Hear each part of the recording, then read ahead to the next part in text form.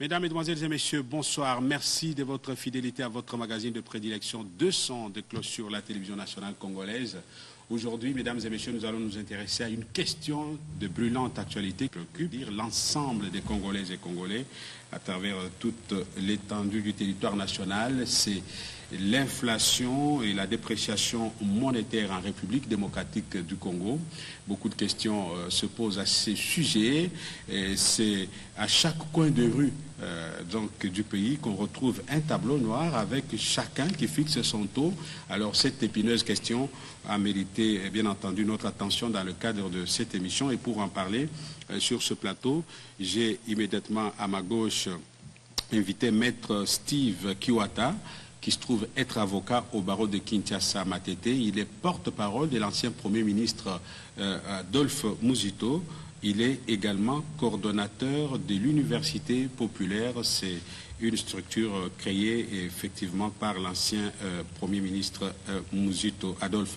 Maître Steve, bonsoir. Bonsoir. Merci d'avoir répondu à notre invitation. C'est votre première participation à cette émission. Un grand honneur pour nous. Et en face de vous, Monsieur Alexandre Choué, que nous recevons pour la deuxième fois dans le cadre de cette émission. Nous l'avons eu la fois passée en face de notre économiste professeur Mpoi, qui n'a pas pu être joignable ces dernières heures. Alexandre Choué est enseignant des sciences économiques à l'Université protestante du Congo, mais également à l'UNIKIN au programme de gestion des politiques économiques. Il est consultant dans plusieurs organismes internationaux. Il a travaillé dans plusieurs cabinets ministériels, mais également à la primature sous Adolphe Muzito, sous Matata Ponyo et également sous Sami Badibanga. Nous avons fait appel à lui pour nous aider à éclairer l'opinion sur la situation qui prévaut en ce qui concerne l'économie congolaise qui est en train en quelque sorte, il faut le dire, de dysfonctionner. Et comme vous le savez, en 2012, au mois de novembre, le pays a connu la rupture du programme économique du gouvernement, le PEC 2. Et 2012 coïncidait également avec l'arrivée du Premier ministre, de l'ancien Premier ministre Matata Ponyo, qui a fait fonctionner le pays avec son gouvernement sans être en programme avec les institutions de Bretton Woods. L'économie du pays a évolué et a constitué à un certain moment un modèle pour la région et pour l'Afrique, mais peu avant son départ, c'est la dégringolade de la monnaie nationale. Aujourd'hui, on frôle, je peux ainsi le dire, le pire avec le taux d'échange qui varie selon les humeurs de ceux qui tiennent le marché parallèle particulièrement. Alors pour réduire les limites de la sous-information de l'opinion sur cette question, nous allons commencer par les causes de cette inflation et de cette dépréciation monétaire en République démocratique du Congo. On va commencer avec vous, Maître Steve. Vous avez travaillé et vous travaillez aux côtés d'Adolphe Muzito, qui a dirigé ce pays pendant plusieurs années. Dans votre façon, dans votre grille de lecture, quelles peuvent être les conséquences de cette situation aujourd'hui? Vous avez 5 minutes de temps de parole. J'estime qu'on doit commencer par les causes, comme vous l'aviez dit. Les causes, oui. Effectivement, au fait, parmi les causes, moi, je peux en énumérer 3 de manière principale. Premièrement, ce sont des causes structurelles. Vous savez, depuis la colonisation et même depuis 1960, l'économie congolaise est le prolongement, en réalité, de l'économie occidentale. Et l'Occident, l'économie occidentale avait besoin de matières premières pour construire son économie. Eh bien, notre économie est essentiellement basée sur les secteurs miniers. Et même les chiffres, si je peux me baser sur les rapports de la Banque centrale de 2014, ces rapports nous renseignent que le secteur minier à lui seul contribue plus ou moins à la hauteur de 30% dans le PIB de notre pays, et même lorsque, malgré la faible mobilisation des impôts dans ces secteurs contribuent à la hauteur plus ou moins de 20% dans le budget de l'État. Et par la même occasion, le secteur minier contribue essentiellement dans les rapatriements de devises étrangères pour notre économie, parce que quand effectivement on voit la structure de nos exportations, 97% de nos exportations, eh bien, ce sont des exportations de produits miniers. D'où, lorsque il y a un impact, où il y a une baisse de cours de matières premières, principalement le cuivre et le cobalt, il y a directement un impact sur notre croissance, donc le PIB, il y a un impact sur le budget de l'État, parce qu'effectivement l'État va moins collecter dans ces secteurs, et il y a un impact sur la valeur externe de notre monnaie. Donc d'où la dépréciation monétaire, et d'où même la réduction du budget, parce qu'effectivement l'État collecte moins. Donc voilà les causes, une cause structurelle. Mais deuxièmement, une autre cause, selon moi, il y a quand même l'orientation de la politique économique du gouvernement Matata. Vous savez, quand le Premier ministre Matata est investi au Parlement, il est investi pour un budget de 48 milliards. Il promet effectivement de pouvoir mobiliser pour son programme gouvernemental 48 milliards en ressources propres. Or, il s'est fait malheureusement que même en termes de budget élaboré, il a élaboré des budgets moins de 24 milliards, moins de la moitié de ce qu'il a promis à mobiliser comme ressources propres pour son programme, pour le financement de son programme gouvernemental. Et la mobilisation réelle a été encore moins de 24 milliards. Donc finalement, il s'est fait que le gouvernement, ayant constaté qu'il n'était plus capable de financer son programme gouvernemental à hauteur de 48 milliards, avec 20% pour les infrastructures. D'ailleurs, à l'époque, en estimant pouvoir mobiliser 48 milliards, le gouvernement s'est privé de travailler avec les institutions de Bretton Woods, FMI et la Banque mondiale, et même par la même occasion, le gouvernement Matata n'a pas pu travailler avec, mobiliser suffisamment de fonds avec le partenaire chinois, et parce qu'il estimait qu'avec le 20%, qui équivalait plus ou moins les 10 milliards de dollars, il pouvait financer les infrastructures et même financer la production. Donc ces dérapages dus au manque de mobilisation de moyens suffisants a amené effectivement le gouvernement à un certain moment, lorsqu'il y a eu choc exogène, à utiliser l'essentiel de réserves de change qui était l'héritage du gouvernement Mouzito et le peu que lui il a pu allonger. Voilà déjà un élément négatif, un héritage négatif qu'il laisse au gouvernement Badibanga, utilisation de réserves de change. Et deuxièmement, le fait qu'il laisse au prochain gouvernement, le gouvernement Badibanga, une absence de contrat formel avec le FMI et la Banque mondiale. Parce qu'effectivement, en cas de choc exogène, lorsque vous êtes en programme avec les institutions de Bretton Woods, le choc étant exogène, non pas endogène, oui, le FMI se sent presque dans l'obligation de vous faire des appuis budgétaires en devises ou de vous faire des appuis en balance de paiement. Donc le fait d'avoir coupé avec les institutions de Bretton Woods, il a laissé par conséquent un héritage négatif au futur gouvernement. Et aussi... En d'autres termes, vous insinuez que Matata Ponyo a laissé à Badibanga, son successeur, une bombe à retardement. Bien sûr que oui. Parce qu'effectivement, même jusqu'aujourd'hui, même le Premier ministre Bruno Tshibala est en train de se mordre le doigt pour rentrer en programme formel avec le FMI et la Banque mondiale. Malheureusement, il a un grand désavantage, le fait qu'il ne soit pas un gouvernement légitime. Alors, c'est un héritage négatif dû effectivement à l'orientation de la politique économique du gouvernement Matata. Et troisième, effectivement, cause...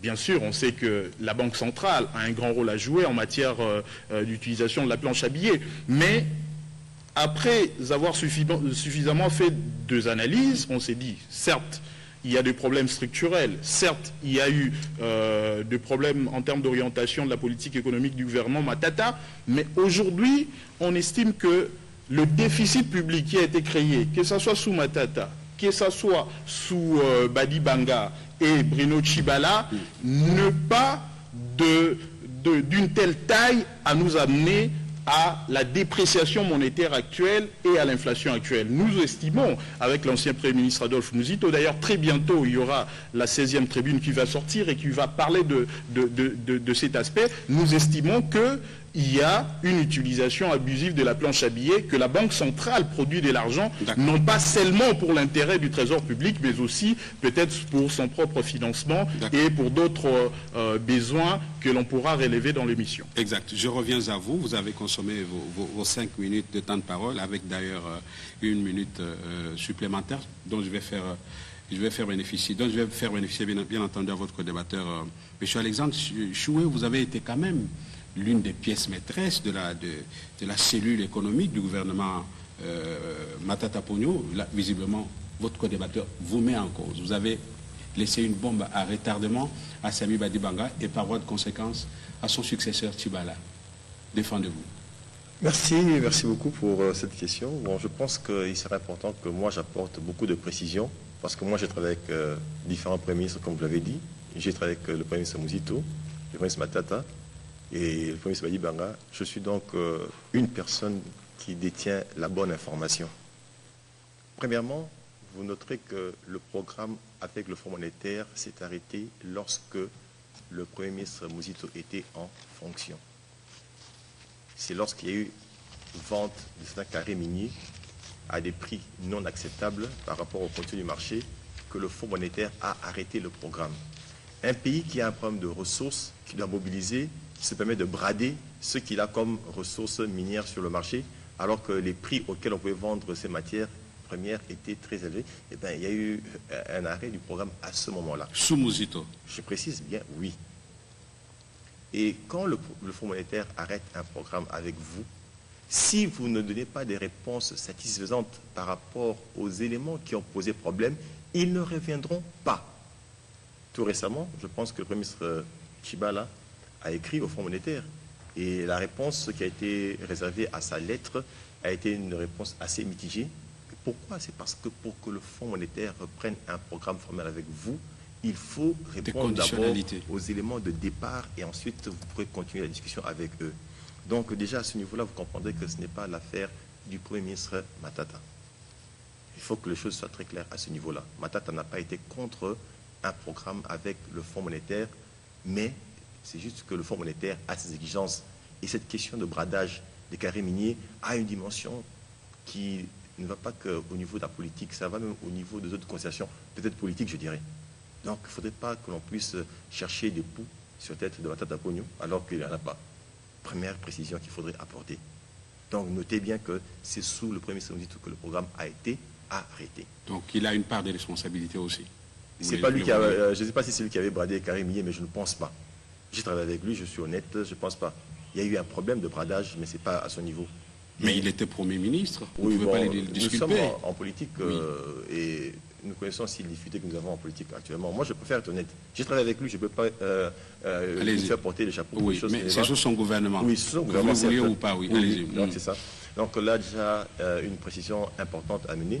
Et deuxièmement, il faut aussi suivre l'évolution des indicateurs pendant les périodes d'intervention des premiers ministres pour savoir apprécier les choses à leur juste valeur.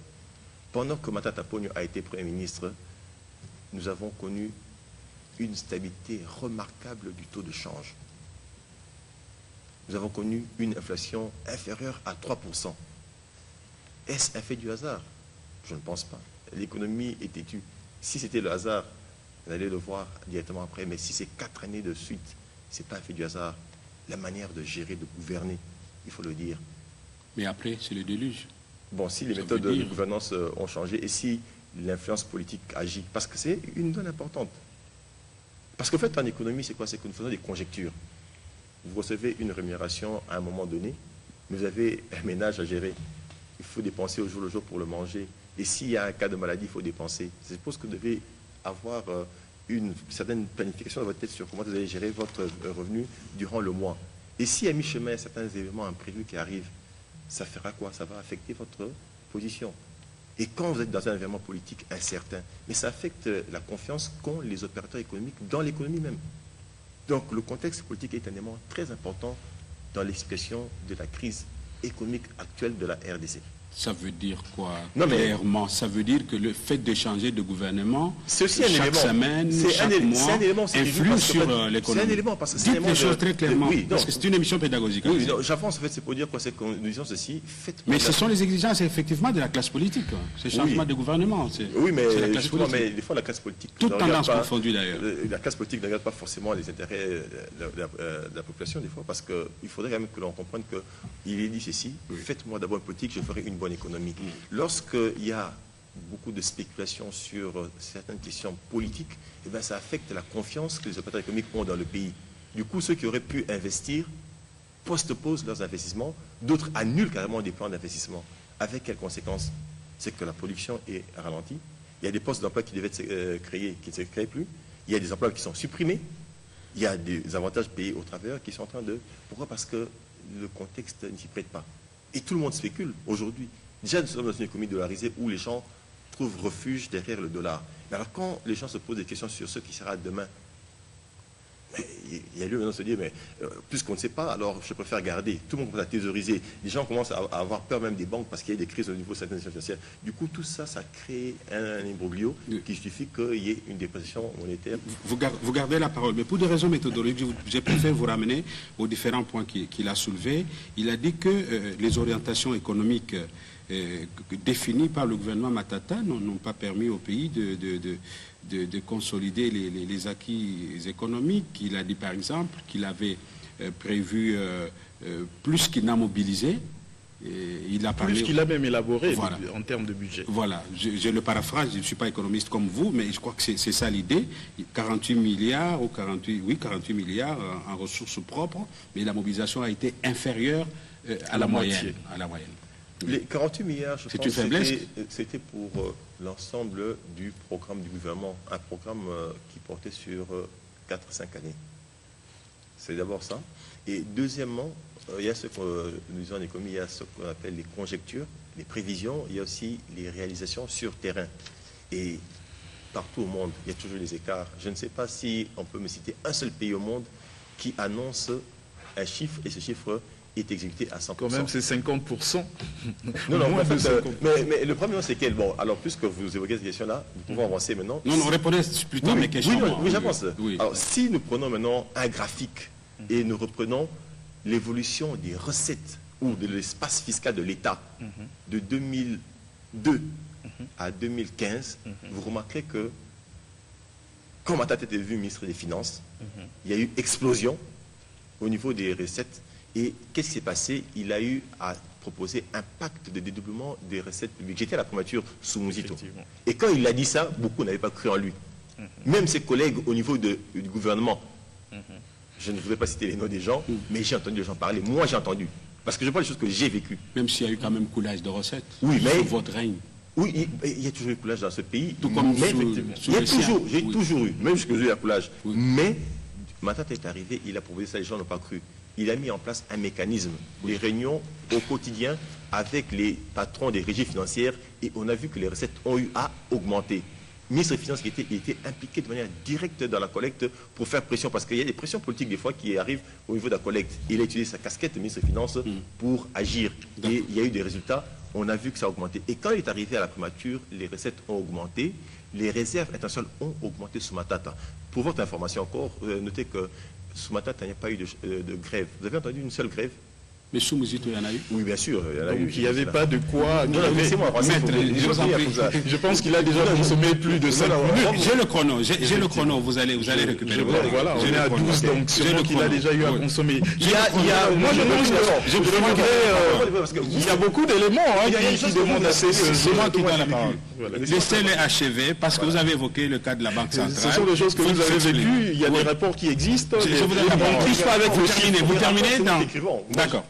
Vous terminez dans une minute, et puis vous abordez... Il met en cause aussi la Banque centrale. Oui, il n'y a pas de problème, on va parler de la Banque centrale. Même si vous n'êtes pas le porte-parole de la Banque Oui, non, centrale. mais l'histoire doit évoluer. Il faut être très précis. Allez-y. Les réserves ont augmenté avec Matata, et Matata a imprimé... Assez faible, bon.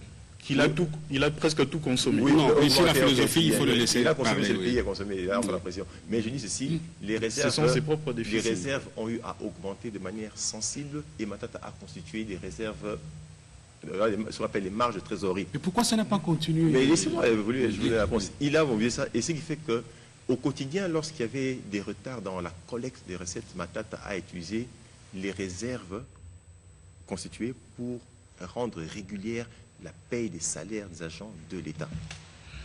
Et donc, vous comprenez que ce sont des efforts qui ont été fournis pour que l'on puisse éviter tous les mouvements de grève. Et les questions de réserve de change, il faut regarder quand Matata a quitté, ont été à combien. Il a laissé à 1,7 milliard. Donc il a consommé 1 milliard. Non, non. Quand il partait, il a consommé 1 milliard. C'était en 1,7 milliard 7 ans, il a consommé 1 milliard. Je voudrais rapidement. Ok. 7 minutes, 30 oui, oui. Je voudrais. Je voudrais. C'est quand même quelqu'un que j'apprécie beaucoup. Monsieur Alexandre Choué, je pense qu'il était assistant quand j'étais étudiant à l'université protestante Coupeau. Il y a quand même des points à relever.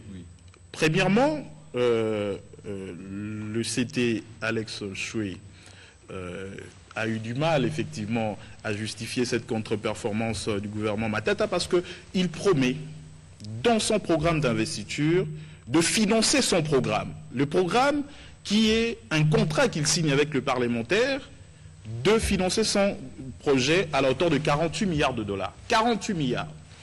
Ce qui veut dire plus ou moins 9 milliards de budget en ressources propres à élaborer comme budget chaque année.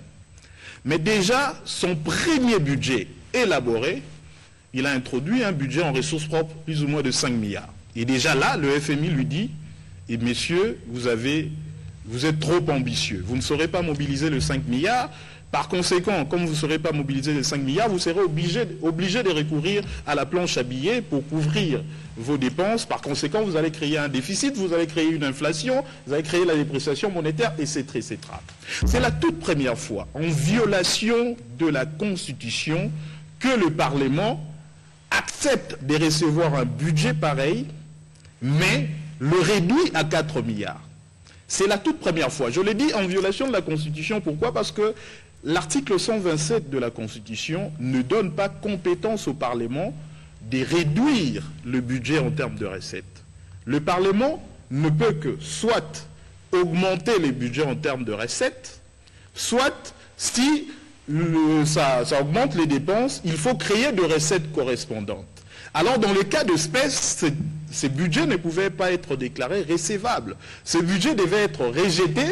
Malheureusement, ça allait amener à ce que le gouvernement soit déclaré démissionnaire. Donc c'est la toute première fois, je l'ai dit en tant que constitutionnaliste aussi, je pèse mes mots, c'est la toute première fois dans l'histoire parlementaire que le Parlement réduise un budget. Le Parlement où siège votre mentor, Adolphe Mouzito? Oui, je pense qu'à l'époque, il était là. Oui, effectivement, il était là. Eh bien, le Parlement, c'est pas lui le Parlement. Il aurait pu quand même faire une motion. Il est un député parmi d'autres. Oui. Eh bien, j'estime que le Parlement a posé de problème. Même d'ailleurs, même par après, le Parlement ne l'a jamais interpellé. Même la majorité pour dire que nous, à travers nos circonscriptions électorales, il y a certaines promesses qu'on a faites qui étaient contenues dans le programme des gouvernements que vous ne saurez pas financer. Parce que quand même, c'est grave. En termes de budget élaboré, le gouvernement Matata a élaboré moins de la moitié. C'est-à-dire budget élaboré. En termes de mobilisation, le CT, lui et moi, on sait que nous avons des difficultés en termes de mobilisation. Mais déjà en termes d'élaboration, c'était gravissime. Deuxièmement, le CT Alex Choué l'a dit. C'est vrai qu'on aura peut-être du mal ici à situer historiquement le problème du bradage. Moi, je les dirais de la rupture avec le FMI et la Banque mondiale, c'était entre autres effectivement cette question du budget qui a amené le FMI et la Banque mondiale à plier bagages. Non, sous Matata. Selon moi, je dis qu'on aura des problèmes de situation historique. Mais là n'est pas les problèmes. Parce lui, il a eu l'avantage de travailler avec tous les premiers ministres. Effectivement, bon, il peut se tromper. Oui. Il vous souviendra, ceci. Qu'à cela ne tienne, situons ces problèmes sous Mouzito. Mais il faut quand même savoir, il le sait mieux que moi, il était avec lui à la primature. Quand Mouzito entre comme Premier ministre, eh bien, le FMI et la Banque mondiale venaient de plier bagages. Certes, le FMI et la Banque mondiale sont venus avec le gouvernement de la transition. Mais vous savez, le gouvernement de la transition n'arrivait pas à respecter toutes les conditionnalités possibles. Le FMI et la Banque mondiale ont plié bagage. Alors ici, qu'ils me disent que le Premier ministre Matata, compte tenu du fait que le problème venait de Mouzito et que pendant 5 ans, il a été incapable de renouer avec le FMI et la Banque mondiale, c'est un aveu d'échec. Parce que l'ancien Premier ministre Mouzito... Il a quand même bien fait fonctionner l'économie du pays. On va en parler. On va en parler parce qu'aujourd'hui, les conséquences, on est en train de le vivre. Il a laissé des traces. Il a consommé, peut-être que vous ne comprenez pas certains concepts, il a consommé tout le reste, presque on peut dire l'essentiel de réserves de change. C'est-à-dire que le gouvernement, si aujourd'hui on situe les déficits publics amenés par le gouvernement Badibanga et le gouvernement Tchibala, ça se situe au premier semestre à la hauteur de 13 millions. Déjà, le Premier ministre Matata, en quittant, il a laissé un déficit de 230 millions de dollars, plus ou moins, 300 milliards de francs, qu'il a pensé consumer avec le 1 milliard de réserves d'échange qu'il a injecté. Donc, il y a eu des conséquences de cette rupture de programme avec le FMI et la Banque mondiale. Le fait qu'on ne puisse plus avoir des appuis budgétaires de FMI et la Banque mondiale, qui par la même occasion peuvent mobiliser de fonds auprès des autres bailleurs, c'est un héritage négatif que nous a légué ces gouvernements. Donc, je voudrais rappeler le fait que, le fait que le gouvernement Mouzito, à la limite, est amené à cette rupture avec les institutions de Bretton Woods, n'interdisait pas au gouvernement Matata de renouer avec ces institutions. Mais le problème, c'était situé où? C'était situé au fait que, premièrement, le Premier ministre Matata voulait dépenser comme il veut. Vous savez, la plupart de ces dépenses, plus ou moins $1 milliard, Bukanga Lonzo, immeubles intelligents, étaient dépensés hors budget et hors de la chaîne de la dépense, avec le non-respect de règles sur la passation du marché public, mais aussi, au fait, l'orgueil de vouloir travailler sans les institutions de Bretton Woods lui était venu de son ambition de mobiliser les 48 milliards en 5 ans. Et malheureusement, il s'est fait qu'il n'a pas su le faire, d'où il s'est rébuffé à un programme d'urgence en faisant certains investissements qu'on appellerait tape-œil. Donc, on est à ces niveaux-là. Et je pense que c'est un chouette. Oui. Je vous relance. On va évoluer pour passer, parce que vous avez évoqué en même temps les causes et les conséquences dans votre argumentaire. Je crois que le public je vous donne la parole. Juste une sous-question. Voilà, parce que vous évoquez des dépenses hors institution que hors budget, pardon, que Matata aurait fait, mais quand même, il n'a pas emporté dans ses poches l'immeuble intelligent, l'aéroport international, l'aérogare international d'Indili, Bukanga Lonzo et j'en passe le meilleur, alors que Mouzito, sous son règne, visiblement, il n'y a pas beaucoup plus de traces que les siennes propres, selon ce que certains médias ont rapporté.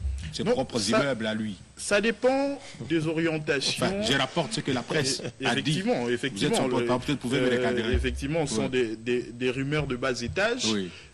De la presse, bien entendu. Effectivement, pas nécessairement.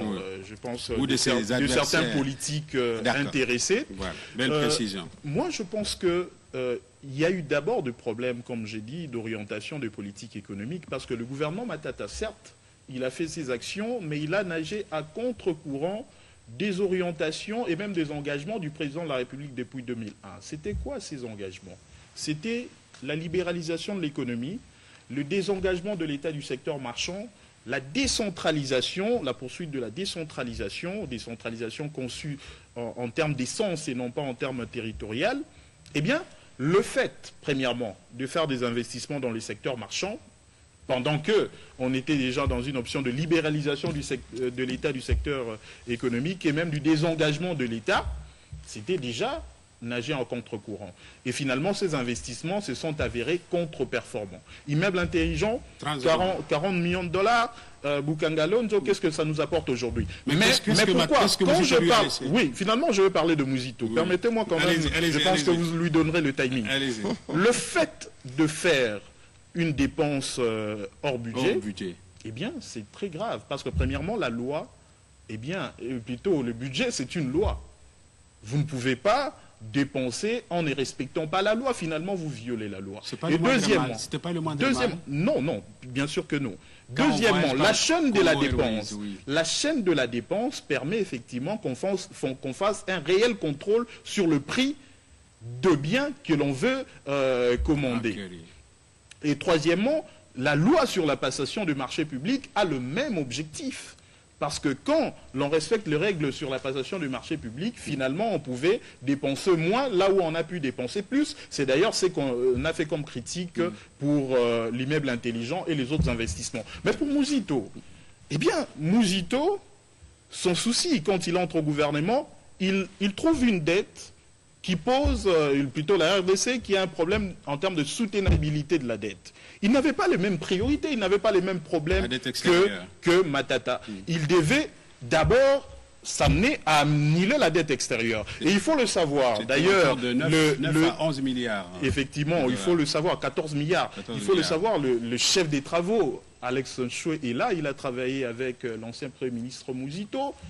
Eh bien, il y a de premiers ministres, vous lui donnerez le temps, parce que ça, je dois le dire. Il y a de premiers ministres qu'on a traités des rigoureux, tout simplement parce qu'en travaillant avec le FMI, il réduisait les salaires des fonctionnaires, il supprimait certains emplois, mais l'ancien Premier ministre Mouzito, sûrement avec l'apport du CT Alex Nchoué, il a pu par la même occasion, en travaillant avec le FMI et la Banque mondiale, augmenter les salaires de professeurs d'université de $300 à $2000, tripler les effectifs de magistrats, augmenter les salaires de médecins, augmenter les salaires de fonctionnaires.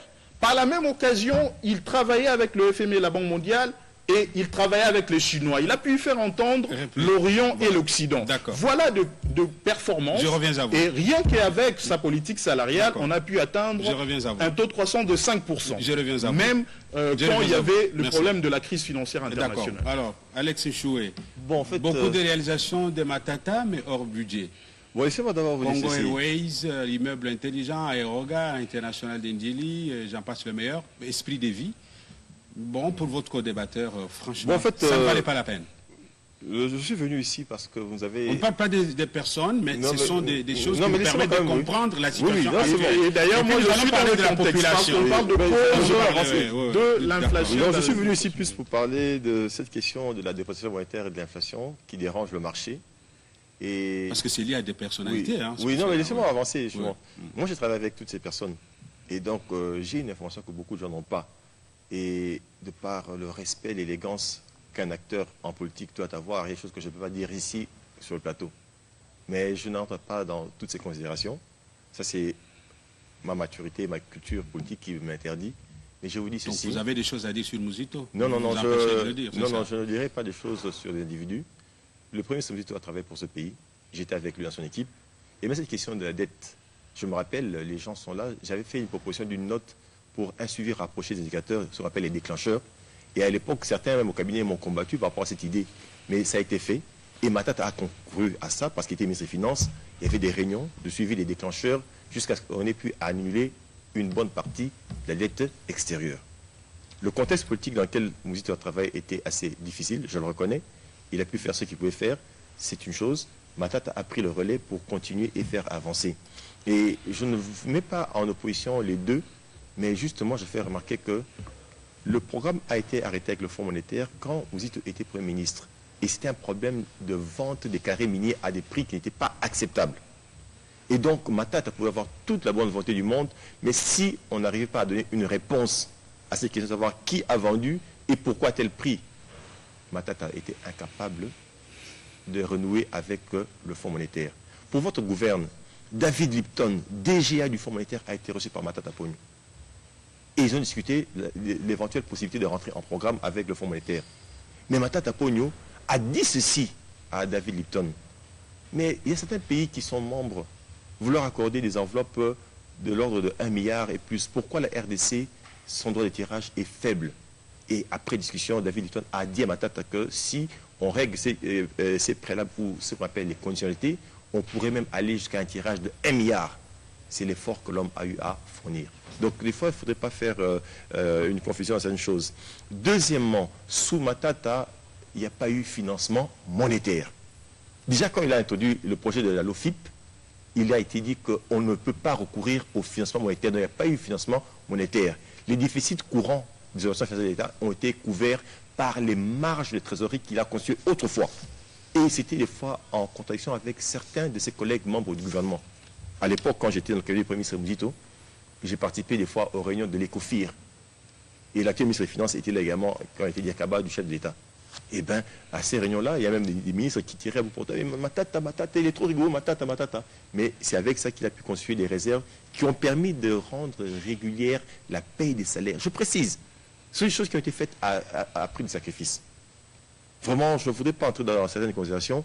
Laissez-moi vous dire ce que moi je sais et ce qu'il y a. Donc, Matata a fait un travail remarquable. Il a hérité de Mouzito certaines réalisations. Je ne peux pas reconnaître ça parce que moi, j'étais à l'équipe là.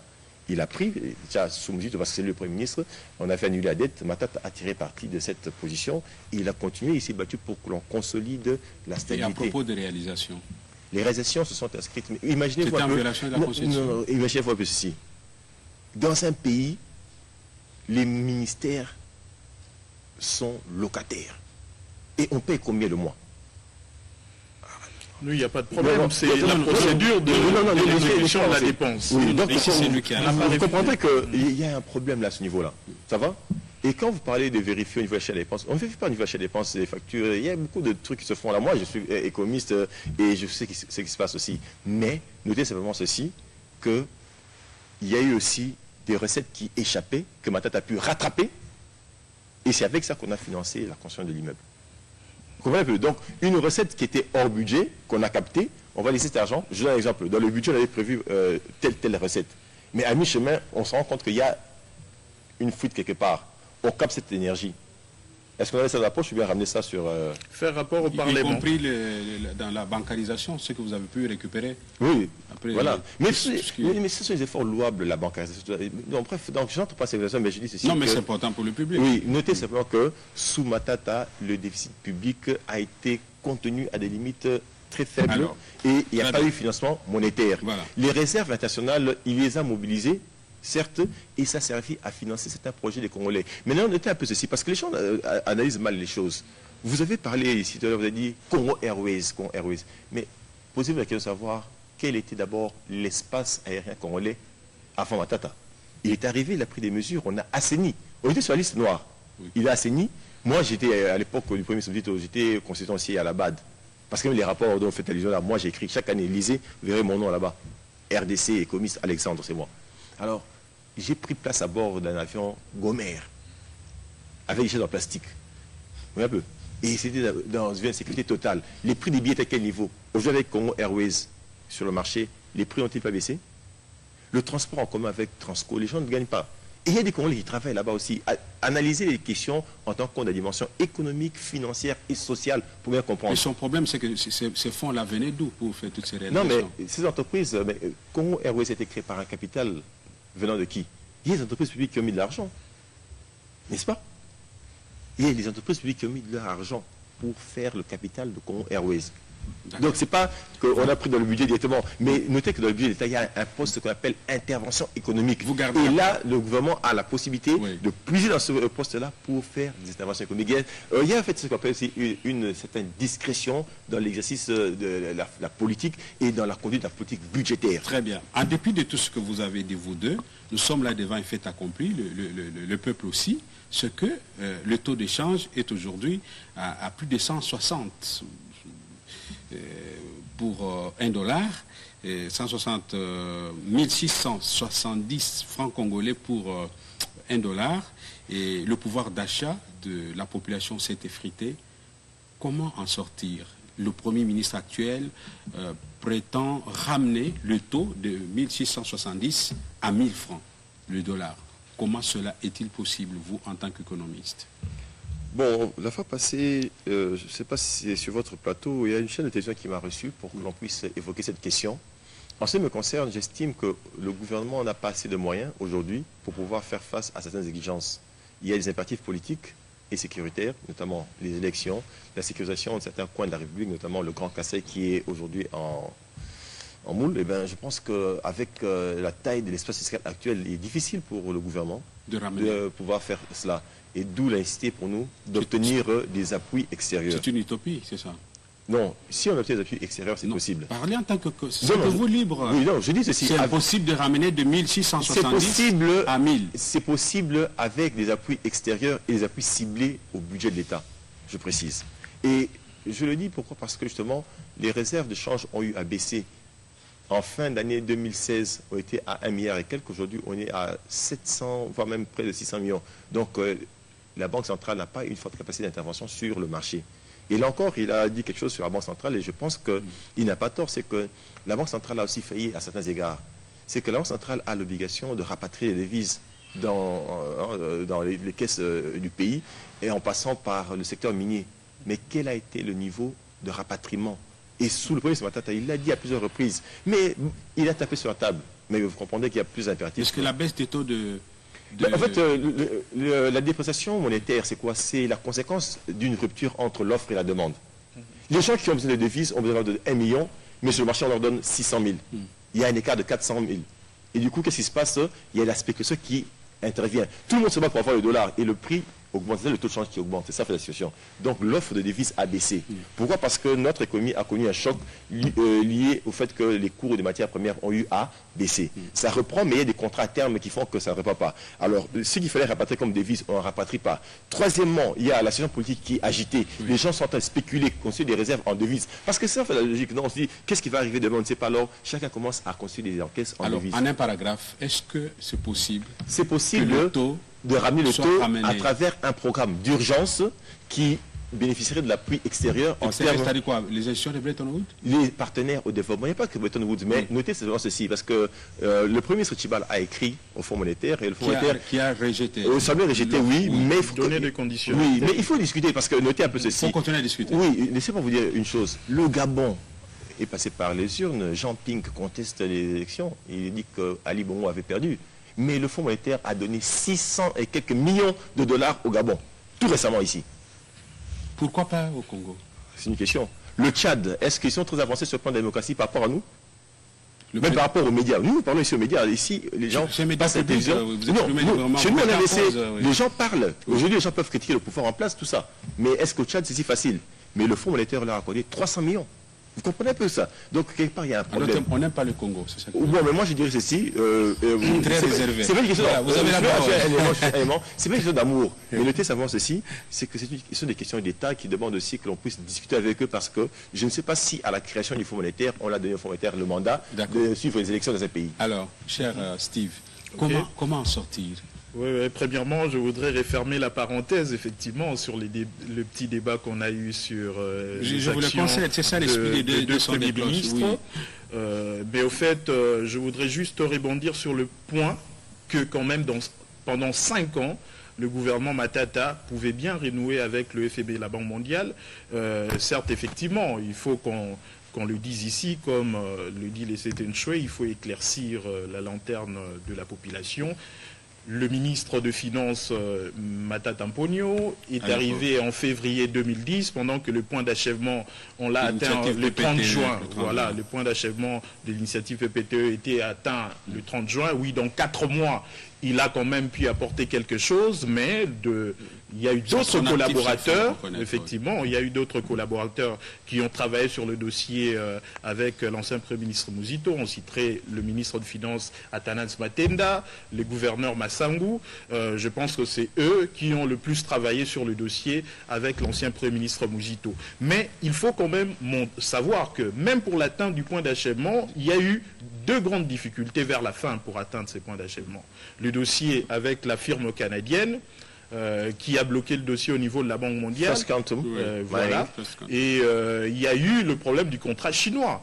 Parce que le FMI et la Banque mondiale estimaient qu'on est en train d'annuler la dette, votre dette, à la hauteur de plus ou moins 9 milliards. Vous allez contracter avec le Chinois plus ou moins à la même hauteur. Oui. Donc, d'où il a fallu un certain tact diplomatique, il a fallu à l'ancien Premier ministre Muzito ces tacts diplomatiques de négocier avec ces institutions pour finalement arriver à dire à la Banque mondiale que le contentieux avec la firme canadienne est plutôt un contentieux judiciaire et non pas un contentieux avec le gouvernement.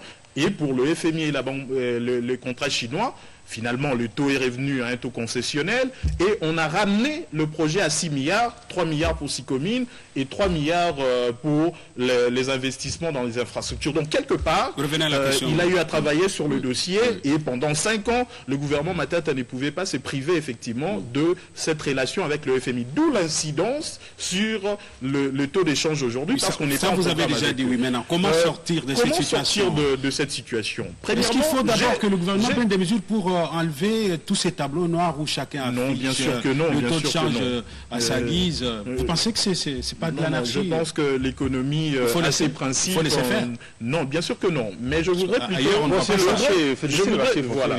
Je voudrais plutôt parler de remède. Oui. Ici, il faut quand même faire signaler.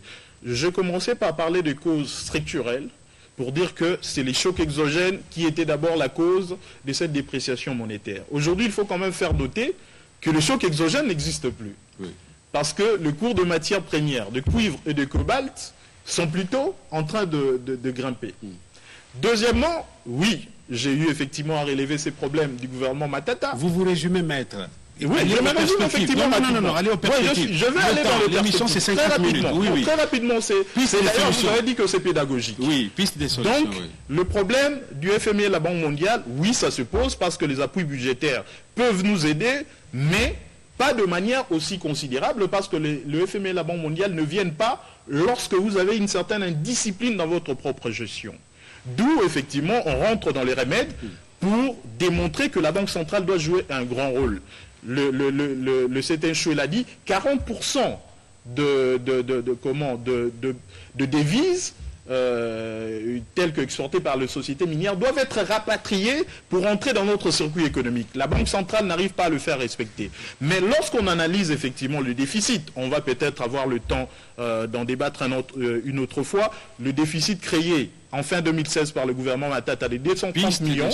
Oui, effectivement, je suis dans les pistes de solutions. Oui. Parce que je parlais déjà du 40% des rapatriements de devises. Oui.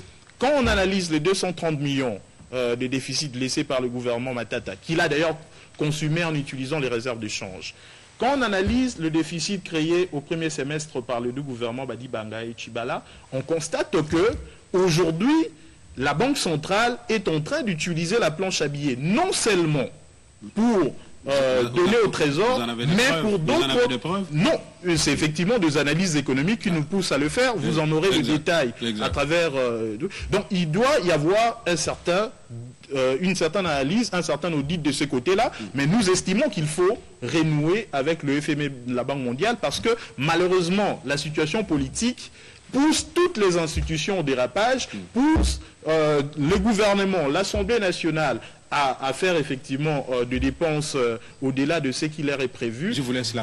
Je vous laisse continuer. Oui, effectivement. Quittons la théorie, venons vraiment dans la praxis. Oui, il faut renouer avec les institutions de Bretton Woods, les cas échéants, ou solliciter des appuis budgétaires, comme il l'a dit, et avec des partenaires au développement, et ainsi de suite. Mais aujourd'hui, là, pour le Congolais moyen, qui doit manger ce soir, oui. Ce qu'il faut attendre, combien de temps ça va prendre, ce que vous proposez là? Qu'est-ce qu'il faut faire pour amener le taux de change? Il faut d'abord sensiblement réduire le train de vie de l'État. D'ailleurs, avec l'ancien Premier ministre Mouzito, le CETENCHO est ici, on a eu à faire fonctionner l'État avec 2 fois 1 milliard ou 2 milliards de budget. Donc, le gouvernement peut dépenser par mois, réduire jusque même à 200 millions de dollars de dépenses par mois. C'est possible. Diminuer les missions de service, etc., etc. Ça va effectivement amener à une solution dans ce sens-là. Il faut pousser la Banque centrale à insister, à obliger les sociétés minières à rapatrier le 40% des devises telles que consignées d'ailleurs dans le code minier.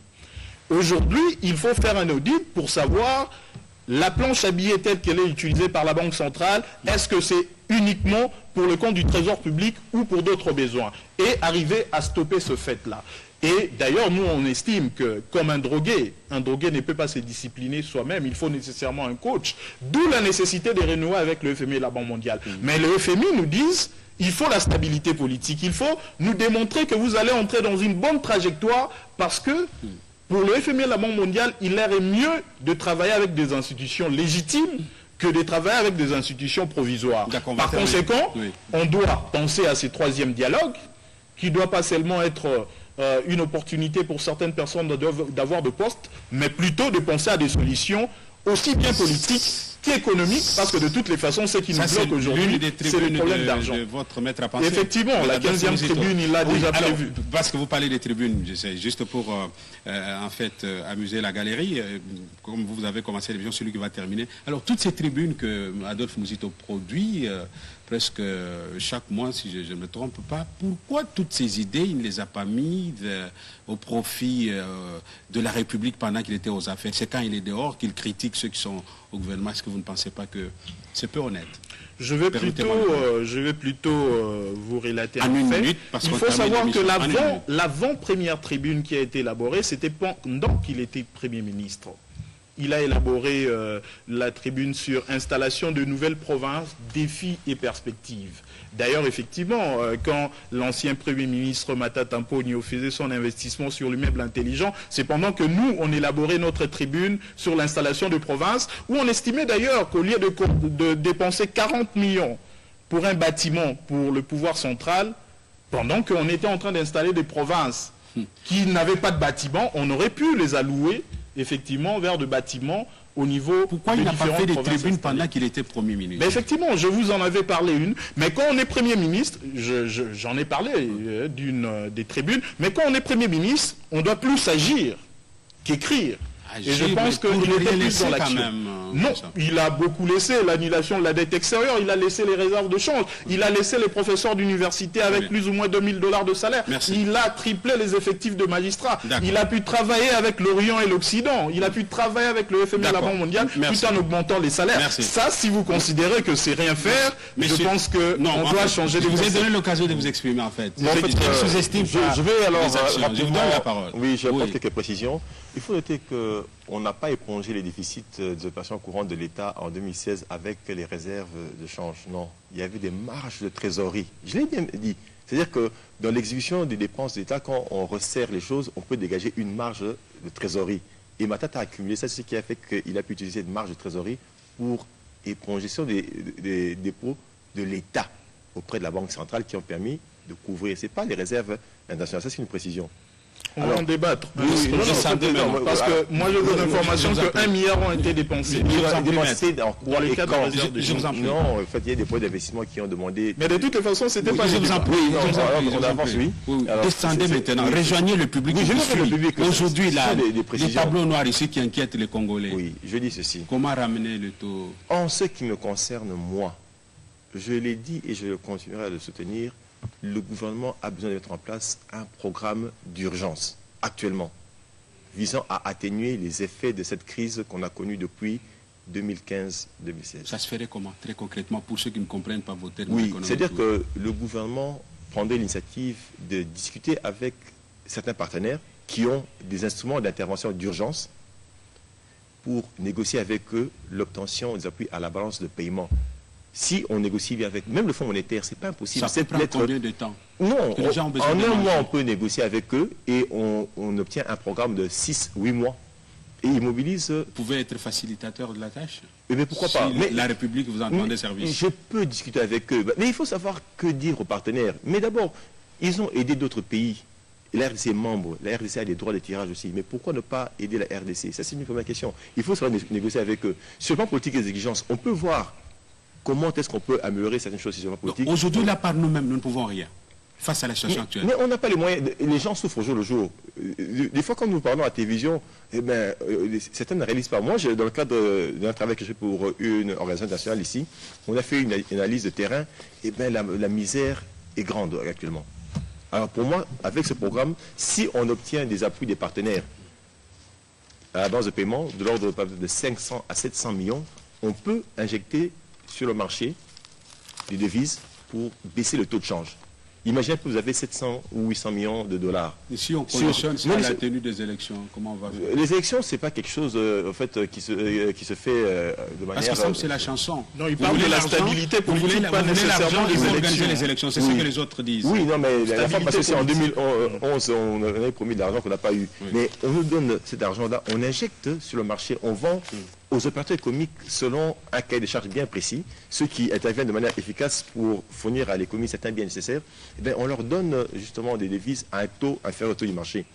Et c'est une façon de faire pouvoir d'éponger une quantité de francs congolais sur le marché, et créer cette rareté va permettre que le taux de change puisse se rééquilibrer. L'argent que le gouvernement reçoit en francs congolais à partir de la vente des devises doit être utilisé maintenant comme appui budgétaire ciblé.